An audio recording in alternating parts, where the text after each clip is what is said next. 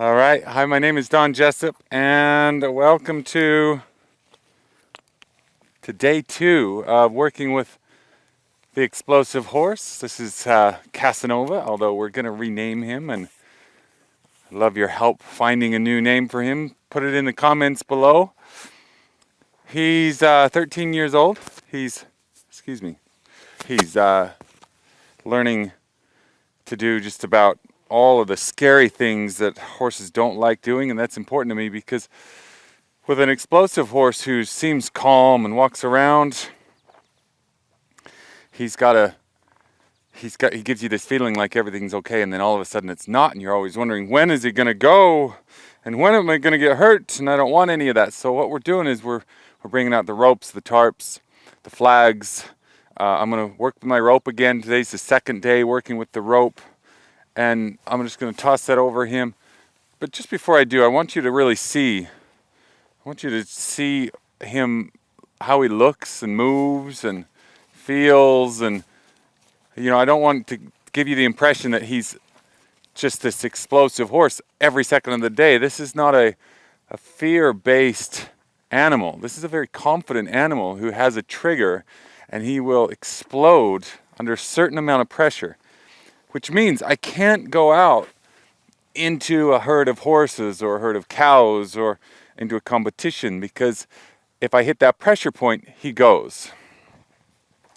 So what I like to do is take something like a rope or a tarp or a bag or a flag and put a little bit of pressure on the horse in a mechanical kind of way and teach them how to deal with that pressure. So for instance, I've got a rope that wraps up around his back end here, and he has to kind of deal with that pressure. And yesterday, if you watched yesterday's video, the day one, he did pretty good at the slower speeds, and then when he got going faster into the trot, he would lose it.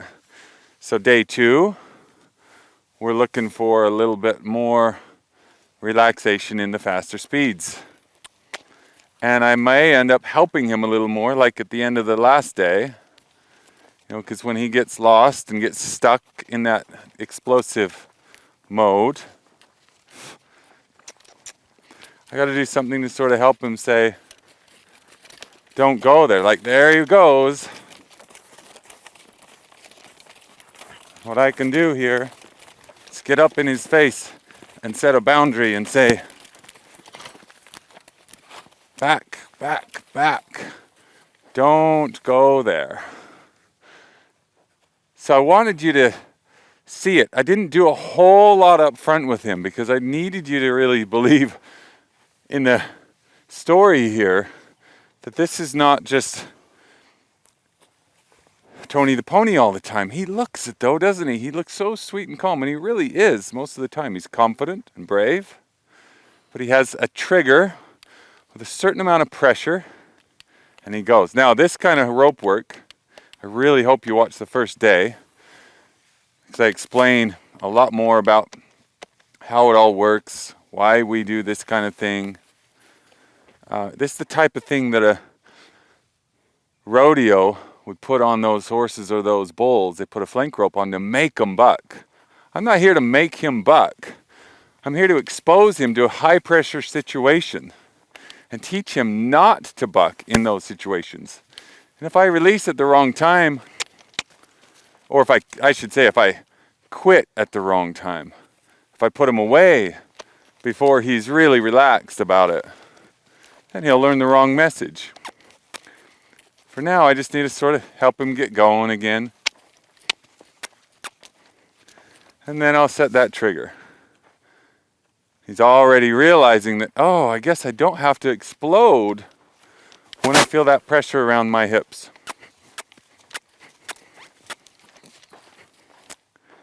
Yeah, you're figuring it out. Now, he's kind of stiff.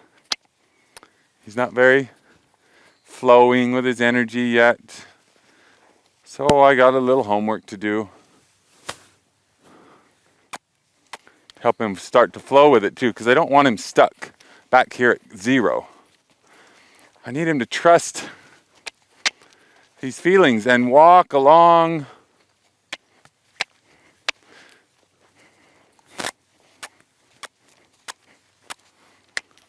Today I'm going to help him go forward a little more.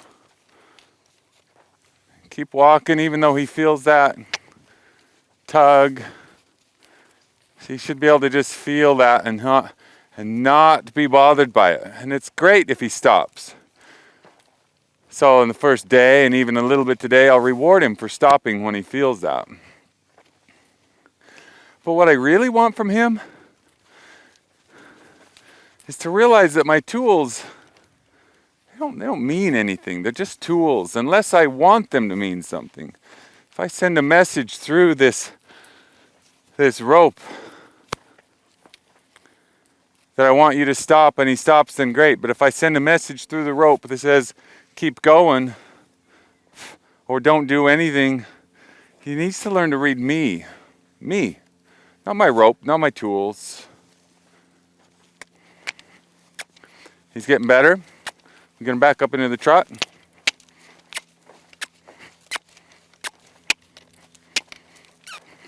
Pull that trigger, and he stops. Good. Like I said, good if he stops. Better if he just kind of doesn't even react at all. Because a sudden stop is better than a buck, there's no doubt. But it's still a reaction. So what I'd really like is for him to just not react. Just don't react. I'm going to put this down around his legs now. And see what kind of trigger I get right here. Just going to take him for a walk. He doesn't care about that being wrapped around his legs. It feels funny, but that's obviously not a trigger point for him. So, I'm going to go to the other side because I think it's important to balance. And if you watch the first day, it's totally... Come over this way, babe. Over this way, thank you. It's totally fine for him to be not perfect on the second day as a trainer. I think it's really, really important. I teach you, as a teacher, a trainer, a clinician, I teach you, the audience, the student, to not expect too much from your horse in one session. You know, you have one session or one experience where you try to make a breakthrough for a horse and tell him, don't do that anymore. And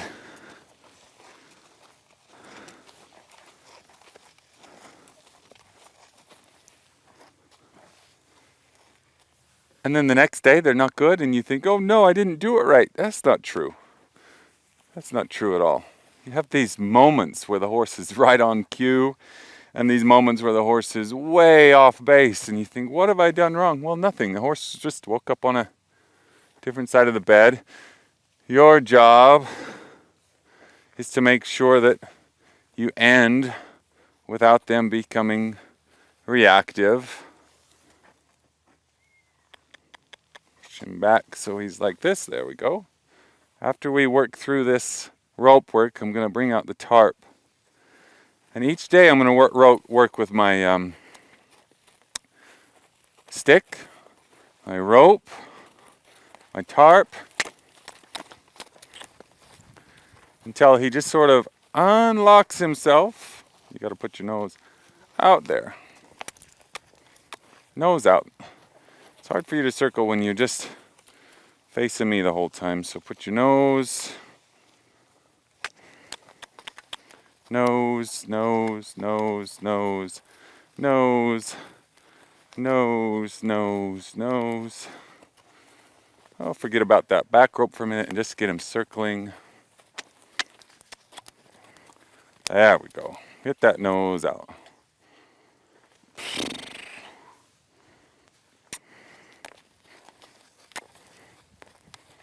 Nose out. There we go.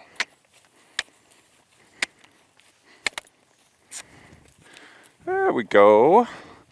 I'm just going to let him walk for a while because it took a little bit just to get him going on that circle. He got stuck. He says, I don't want to move anymore, which in a way is kind of good. It's a good sign that he's saying, I don't want to be reactive anymore. But when your horse becomes non-reactive, they can't also become non-responsive. They have to still respond to you. Otherwise, you have a horse that won't react to anything and won't do anything. So you got to have a little bit of both. I'm going to get him back up into the trot. We're going to set that trigger. And he says, I don't want to. I don't want to go there. I say, thank you. Me neither.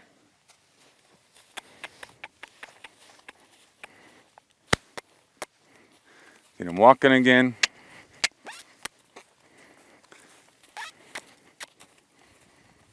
There we go. I want him to feel like this circle is no different than a normal circle without the rope on his hips. Up into a trot. Oh, and we lost it. Here's what's so cool about him today compared to yesterday. Yeah, he bucked right away. We kind of expected it. I kind of expect that what we got yesterday, we'll get about half of that each day. If we do it right, we'll get about half the reaction we did yesterday today. So that's about what I'm seeing here. I get about half the reaction. So we're going to do a different kind of work here. I'm going to do one more over his flank with his rope. Just to make sure. Should be able to get it a couple times in a row.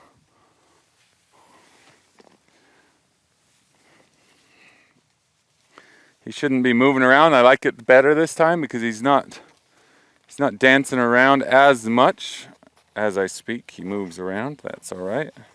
There we go. Gonna keep setting his nose over there so he has a little bit more independence. He's not leaning on me. And that's actually good for you to see anyway, because a lot of horses will just start to face you under pressure. And they'll look to you under pressure. They'll even run on top of you under pressure. And some people think it's nice that the horse looks to you under pressure. And from an emotional standpoint, it is kind of nice. But from a self-confidence standpoint, it's really not nice. He needs to be confident on his own.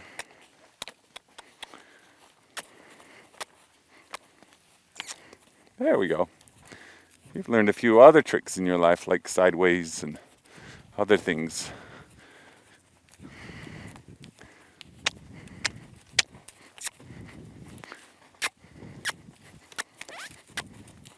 It should be just as easy to get him going as it is to get him stopped.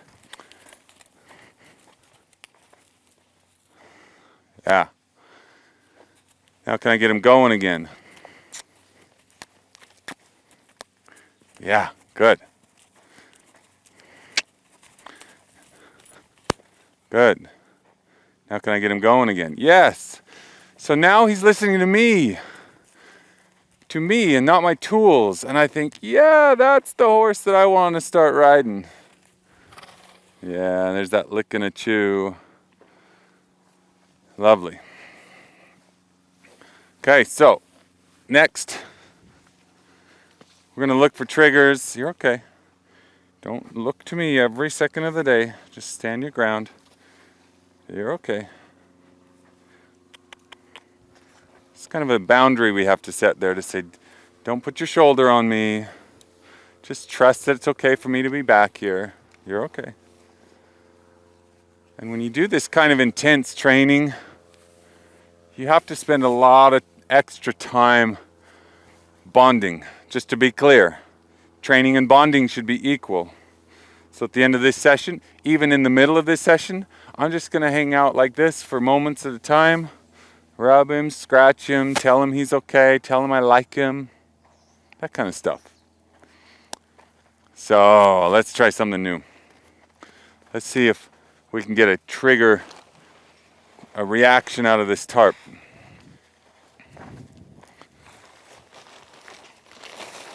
If you've watched him already, you know you've seen the previous video. He's not really a fearful type horse. He just has a trigger that says, if this much happens to me, if I have this much pressure, then that's where I blow. And that makes for a really, really uncomfortable ride. So it's more about pressure than it is about fear. It's more about the novelty of something than it is about the fear of something. So clearly, he thinks this tarp is okay. But what does he think if the tarp is on him? I don't know. Let's find out. Can he walk with that thing? Looks okay to me. Can he trot with that thing? Remember, when it comes to triggers, it's not just about the obstacle or the tool. It's about the different speeds and the different places. So if he can handle it at a walk, can he do it at a trot? If he can handle it in here, can he handle it out there? If he can handle it on his back, can he handle it on the ground? So we're going to set one more trigger. We're going to find out, and maybe we find out he's just not reactive. Wouldn't that be cool? Then I wouldn't have to work with the tarp anymore. I would only have to work with my rope and my stick. And he seems better about the stick already. So maybe I don't have to work with that much anymore either. So we're going to work with this tarp. And this tarp is going to wrap over his saddle like that. And he's going to drag it.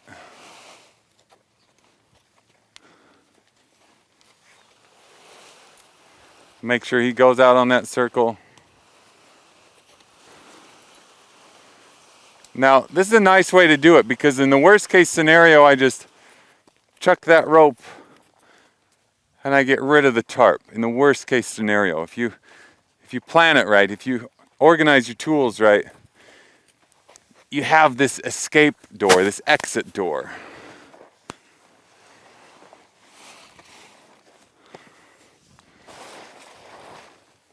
So clearly at the standstill, this tarp doesn't bother him. At the walk, this tarp doesn't bother him.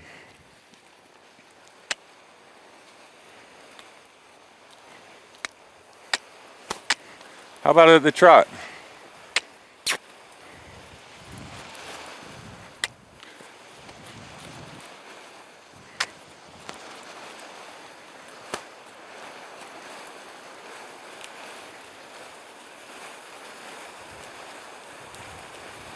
Good job.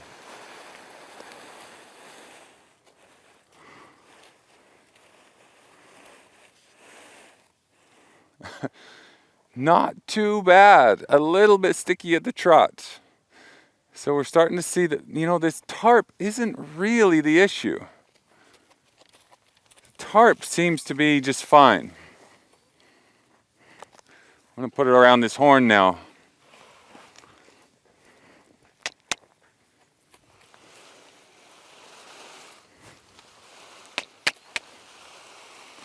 And as he's walking along here, I'm going to pull it up onto his belly.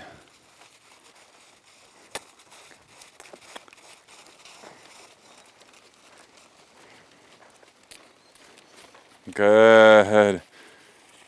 So clearly, it's not the tarp that triggers him. So with your own horse, you've got to look at what is the trigger. Is it the rope? I don't know. Try it out. You got some education through these videos to sort of experiment with it in a safe way. Is it the stick? Can I crack this whip while he's moving around? And he's fine with that. Is it the tarp? Is it the flag, the umbrella, the distance? Is the problem actually what happens when he's way out there and a further distance? Let's see. Let's just see. I'm going to give him a lot more rope.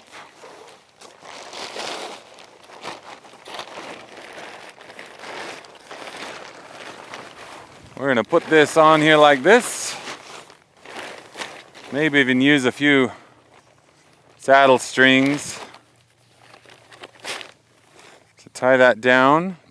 You see how calm he is about this? He clearly doesn't care about the tarp right now. So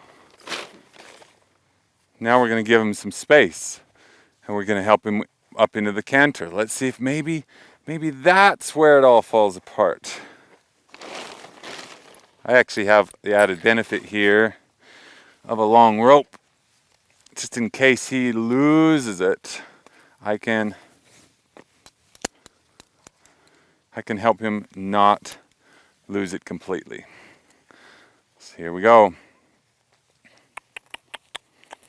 Let's see if it's the canter that bothers him. Clearly we can't get much of a reaction at the walk or the trot.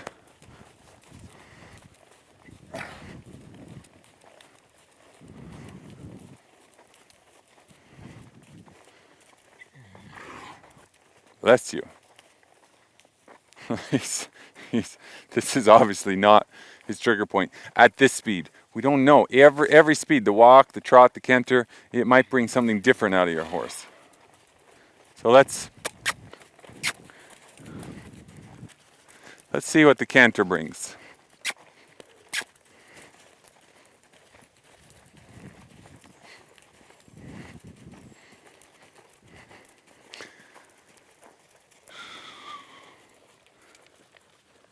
Well, not much, huh? Not much. Not much. I'm going to make it harder for him. It's just because I want to test. I don't want to just sort of go, well, he doesn't care about the tarp because he didn't react to it. Not once. Well, did you test all the positions? Did you really dig in deep?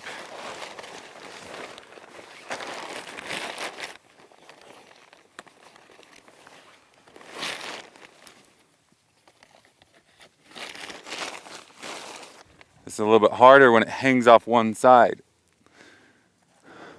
Let's see. Let's go that way. We went that way, I think. Let's go this way.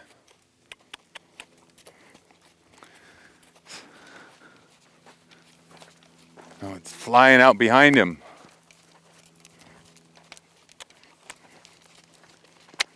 What bothers him? What sets him off?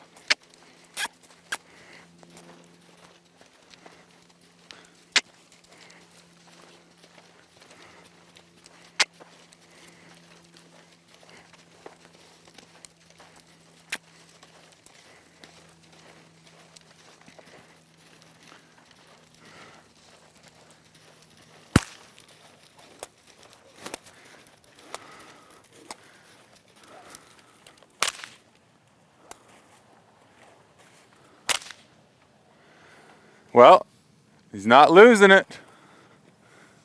He's not losing it with the tarp. He's not losing it with the stick. He might get a fright, he might get a spook, but he doesn't become unglued like he does in those early stages with the flank rope. So I want to have a horse that's so confident, true blue, willing to take me out into the wilderness, willing to take me out into the herd of cows, willing to take me anywhere. So we've dug into the tarp today. We'll dig in the next few days into flags and other stimulus, and then we're going to take him out into the open spaces and test him out there too, because ultimately what I want is to know that he's confident here, and not just confident, but non-reactive to my tools or to anything. Except for when I ask him for something. Then we're going to take him out there and make sure he's the same out there. Bottom line, you want an uber confident horse that's non-reactive to the tools that you use so that you can trust him. He needs to be trustworthy. Now, I need to go and spend that bonding time. I need to make sure that he really doesn't just trust me and my tools, but he likes me as a person, as a friend, and a partner. So we'll go graze with him, we'll go brush him and groom him, even when I toss the hay to him this afternoon, later I'll spend an extra few minutes just brushing and grooming him so that he doesn't feel like it's all work and no pleasure. So again, help me name him, put it in the comments below. Thank you so much for watching. I'll keep you updated. I'm Don Jessup. I'll see you soon.